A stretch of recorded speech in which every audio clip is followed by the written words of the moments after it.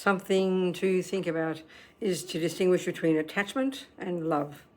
My sense is in our culture, we don't even distinguish. When we say we are in love, I mean, we know that glorious feeling and you adore that person, you do anything for them. And so we think that's love. And then when you have the relationship and you have the dramas and the problems and the jealousy and the anger and the sadness and the loneliness, we say, well, that's what happens because you love somebody. Well, that's not, the Buddhist approach. If you look at this model of the mind in Buddhism that's been around for 3,000 years, coming from these genius Indians, they mapped the mind. We don't realize that in the West. They make this utter distinction, this is the Buddhist approach, between the unhappy, painful, difficult states of mind that are I-based, fear-based, constricted, and are necessarily the cause of the pain we experience.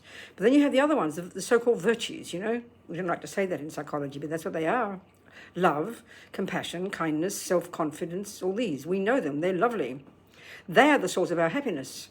There's this clear distinction, but they're like a big soup for us. We can't see the difference, So if you're attached to somebody, it's coming from a really unhappy place, a sense of not being enough, and then you put all your expectations on that person, and then there's this assumption deep in our bones, we almost don't like to see it, that's their job to make us happy. And the second, of course, they don't do what our attachment wants, we have the panic attack, the anger, the anxiety, all the dramas.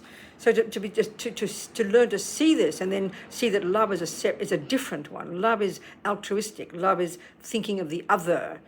Love is may you be happy, They're utterly different states of mind.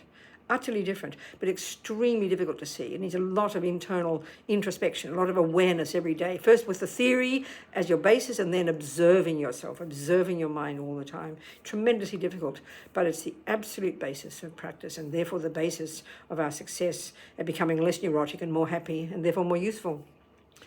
Give it a try.